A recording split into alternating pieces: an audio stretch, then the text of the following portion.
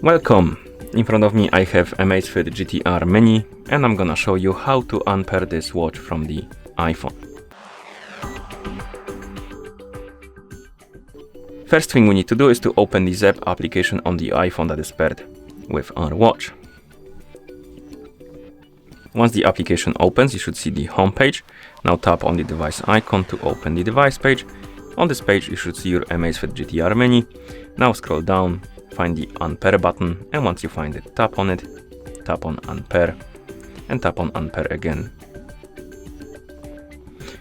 Once you see this page, tap on OK, close the app, find the settings icon on your iPhone and tap on it to enter the settings. In settings, find the Bluetooth option and tap on it, of course. In Bluetooth menu, you should see list of my devices, and here there should be Amazfit GTR Mini. Tap on the info icon next to it, tap on forget this device, and tap on forget device. And then you can close the settings.